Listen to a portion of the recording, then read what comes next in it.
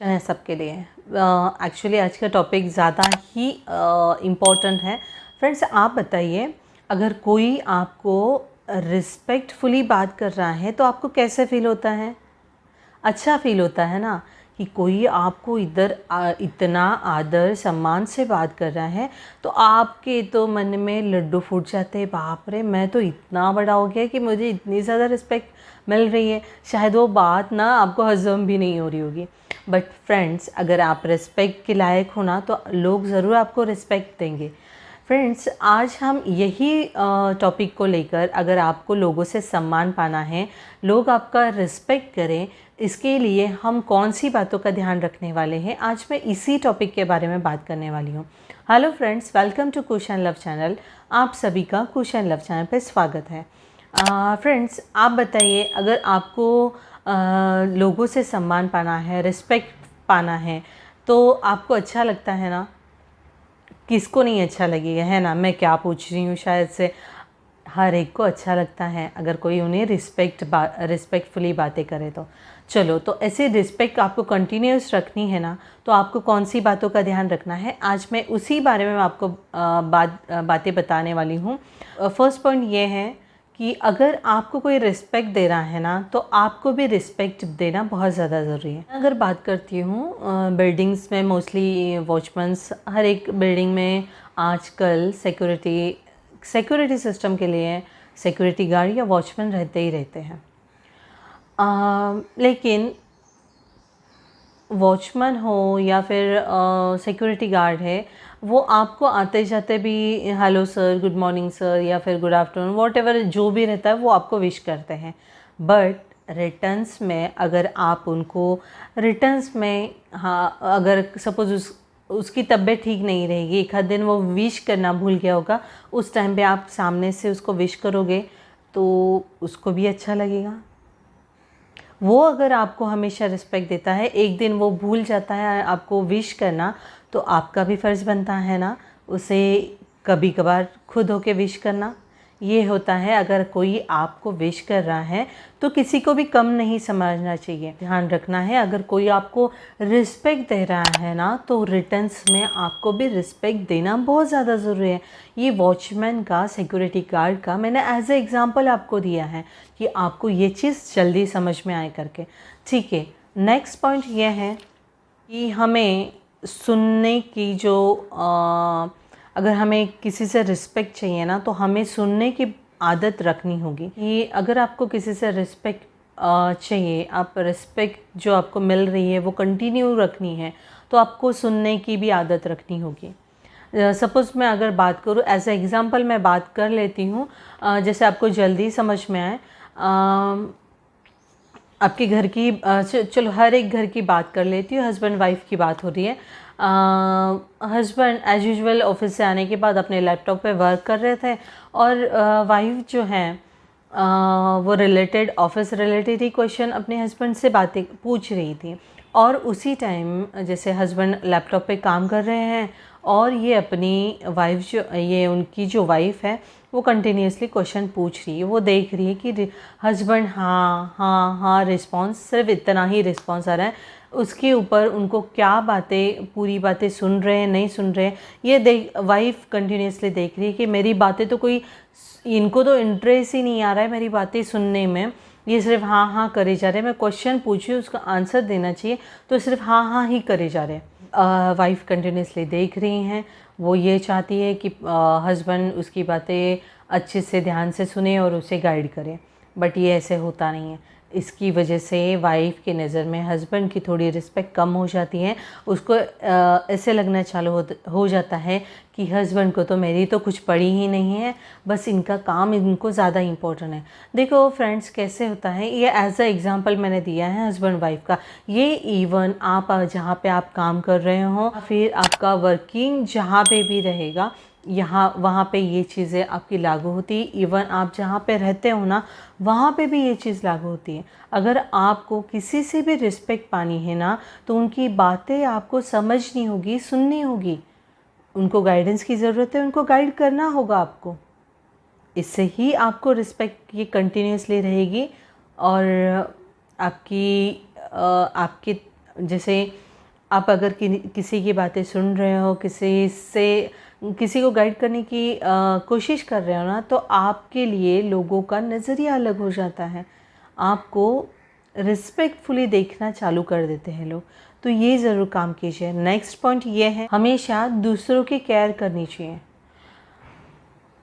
कैसे होता है, सीनियर सिटीज़न है, एक बिल्डिंग में एक आंटी रहती थी, उनके नेबर्स में कपल्स रहते थे।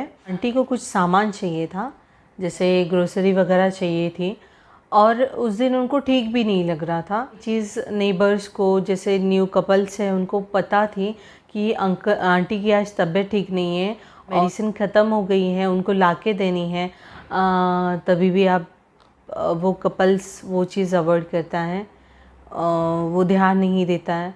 इससे क्या होता है आप बताइए? वो आपकी तरफ कोई रिस्पेक्टफुल नज़र से देखेंगे, वो रिस्पेक्ट ऐसे मिलेगा।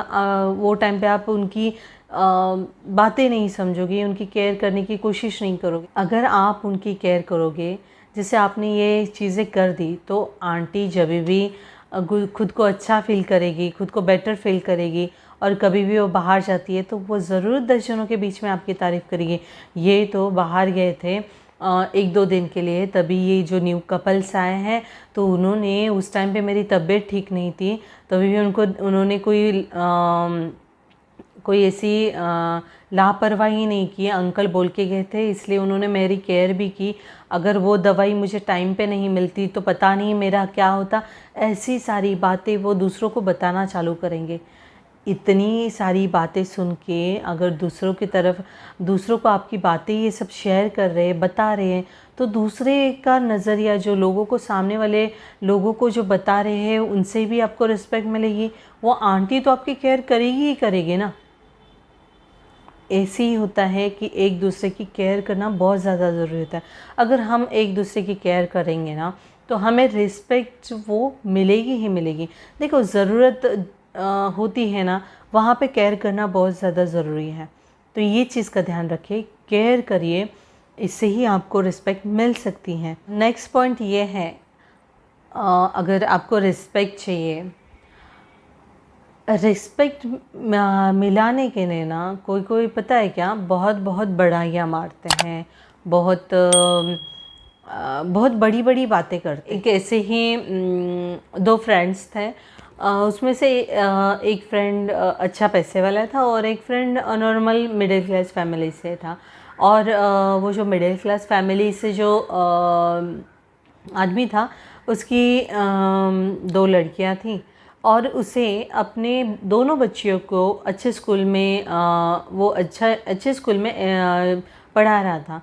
उस वजह से उसे फ़ी को अच्छे स्कूल में डालने की वजह से उसको फ़ीस रिलेटेड बहुत सारी दिक्कतें आ रही थी। इवन ये चीज़ उसने अपने जो पैसे वाला जो उसका फ्रेंड था ना, उससे शेयर की थी।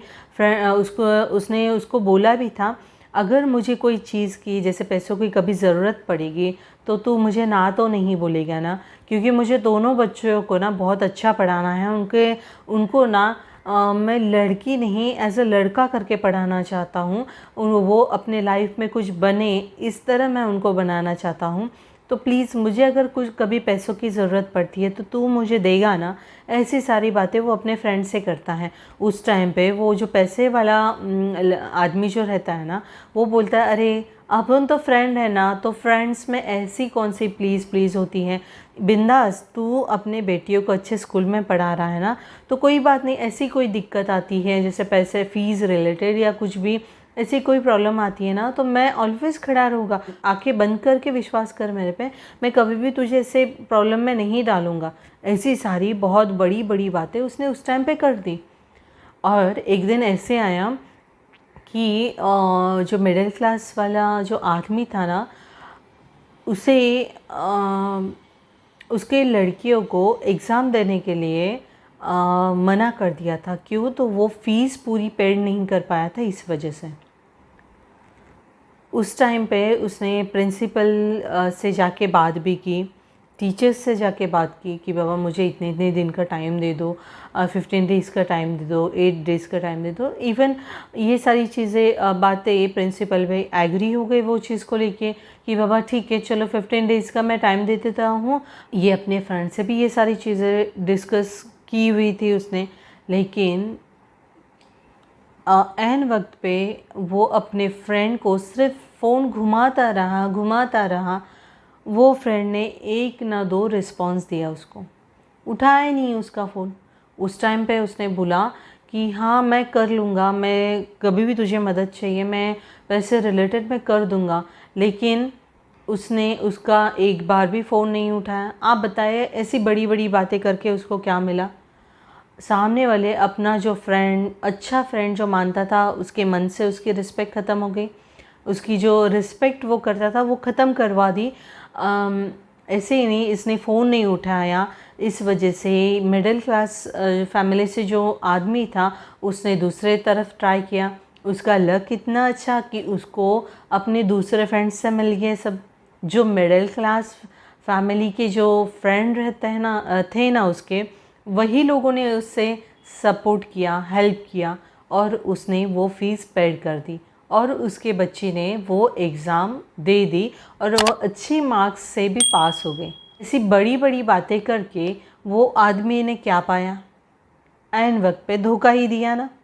इसलिए बोल रही है बड़ी बड़ी बातें करके ऐन वक्त पे बहाने नहीं बनाए। इवन पता है क्या, उसने दोबारा उसे कॉल भी नहीं किया कि क्या हुआ, तूने मुझे फ़ोन किया था या नहीं, क्या हुआ था, क्या प्रॉब्लम हुई थी। उसने एक बार भी फ़ोन करके उसे पूछा तक नहीं। तो ऐसी बड़ी बड़ी बातों का क्या फ़ायदा? और ऐसी बड़ी बड़ी बातें करने के वजह से शायद हम अपना रिस्पेक्ट खो देते हैं।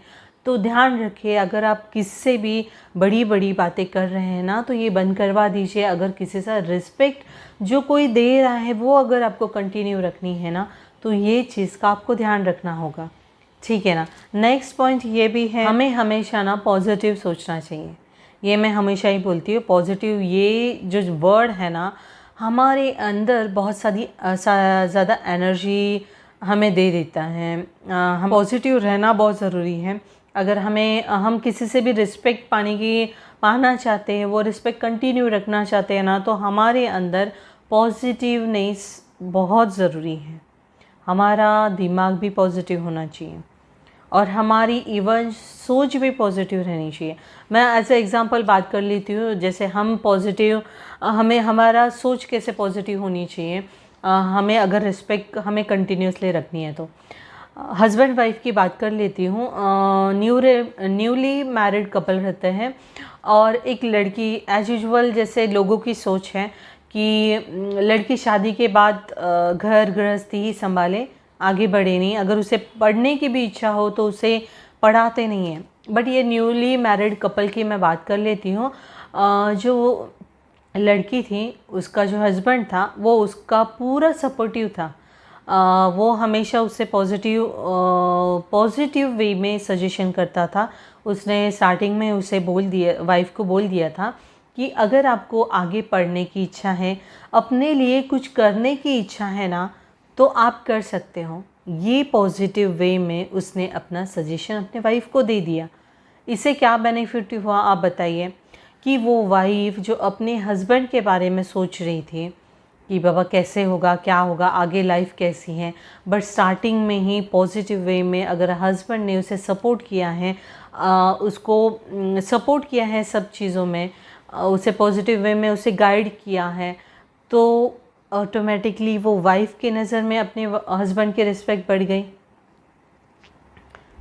तो वो जो लेडी रहती है, वो जो न्यूली मैरिड जो लड़की है, उसने ये जो मैसेज जो हस्बैंड ने उसे सपोर्ट किया है ना, उसको पॉजिटिव वे में लिया। इवन उसने ये भी सोचा मैं पूरा घर संभाल के उनके माँ बाप का ध्यान रख के पूरा मैं ज़िम्मेदारी उठाऊंगी और जो मेरी पढ़ाई लिखाई या खुद के लिए जो करना चाहती हैं वो करने के लिए तक वो तैयार थी। मीन्स घर की भी जिम्मेदारी वो उठाने के लिए तैयार हो गई, इवन अपने लिए कुछ करने के लिए भी रेडी हो गई। ये होता है पॉजिटिव वे में किसी को सजेशन देना, किसी को गाइड करना। रिस्पेक्ट ऑटोमेटिकली खुद ही आ जाती है। और नेक्स्ट पॉइंट ये भी है कि हमें समय के साथ बदलना बहुत ज़्यादा ज़रूरी है, इससे भी हमारी रिस्पेक्ट बढ़ जाती है। समय के साथ बदलना इन द सेंस मैं अगर बात करती हूँ कि पहले ज़माने में पहले के ज़माने में, पुराने ज़माने में लोग जैसे लड़कियों को, औरतों को साड़ी में या फिर लंबे से घूंघट में देखना ही पसंद करते थे। पुराने ज़माने में ऐसे ही होता था कि हर शादी हो गई मीन्स वो लड़की ने साड़ी पहनना है, लंबा घूंघट लेना ही लेना है। लेकिन वही अगर मैं बात करूँ, अगर वो न्यूली मैरिड जो लड़की है, उसकी सास की मैं बात करूँ, वो तो झेल चुकी है सारी चीज़ें, पुराने ज़माने के थी, उनके रूल्स रीति रिवाज जो भी थे उसमें ढल चुकी थी, वो प्रॉब्लम को सारी फेस कर चुकी थी। इतना लंबे घूंघट में पूरा घर का काम करना, पूरा घर संभालना, इतने लंबे घूंघट में, इवन साड़ी में भी, मैं फ्रैंकली बताती हूँ कि नहीं पॉसिबल होता है पूरे घर की जिम्मेदारी। शायद पुराने ज़माने में लेडीज़ सब एडजस्ट कर लेती थी, बट आज की तारीख में वो सास ने ये सारी दिक्कतें झेली थी, ये सारे प्रॉब्लम फेस किए थे, तो वो अपनी बहू को ये सारी चीज़ों से, जैसे लंबा घूंघट हो गया या फिर साड़ी से हो गया, थोड़ा सा साड़ी से हो गया, वो रूल्स जो रिवाज है वो चेंज कर देती हैं। वो अपने बहू को बोलती है आप ड्रेस पहन सकते हो, आपको जो इच्छा है आप पहन सकते हो, ऐसे करके बोलती हैं। तो वो बहू के मन में ऑटोमेटिकली रिस्पेक्ट बढ़ गई। होता है ना चेंजेस, वो खुद ही रिस्पेक्ट करना चालू कर देती है सास की। उसका सास को देखने का नज़रिया ही चेंज हो जाता है वो टाइम पे। हमें समय के साथ चलना बहुत ज़्यादा ज़रूरी है। अगर हमें अपनी रिस्पेक्ट बढ़ानी है, कंटिन्यू रखनी है, तो ये सारी चीज़ें करनी बहुत ज़्यादा ज़रूरी है। फ्रेंड्स, ये सारे पॉइंट्स मैंने बातें जो बताई हैं आपको कैसे लगी प्लीज़ कमेंट्स में ज़रूर बताइए। और हाँ, अगर कुछ भी आपके मन में बातें हैं, अगर आपको रिस्पेक्ट पाने के लिए और कौन सी बातों के मुझे ध्यान रखना पड़ेगा, या फिर आप कुछ बातें मुझे सजेस्ट करना चाहते हो, कुछ बातें मुझे रिस्पेक्ट के लिए और रिस्पेक्ट के लिए हम क्या कर सकते हैं, कुछ बताना चाहते हो, तो प्लीज़ कमेंट्स में ज़रूर बताइए। और हाँ फ्रेंड्स, जो भी ये वीडियो देख रहा है, जिन्होंने सब्सक्राइब किया है, उनका दिल से धन्यवाद। और जो न्यू हैं ये चैनल पे, अगर ये चैनल पे न्यू कोई वीडियो देख रहा है तो प्लीज़ ये चैनल को सब्सक्राइब ज़रूर कर दीजिए। और हाँ, ये जो नोटिफिकेशन बेल आइकन आ रहा है ना, इसको प्रेस कर दीजिए। जैसे मैं न्यू वीडियो अपलोड करूँगी उसका नोटिफिकेशन या मैसेज आपको मिलता रहेगा। ठीक है, thank you, thanks for watching. Always positive रहिए और ऑलवेज़ स्माइल करते रहिए। ठीक है।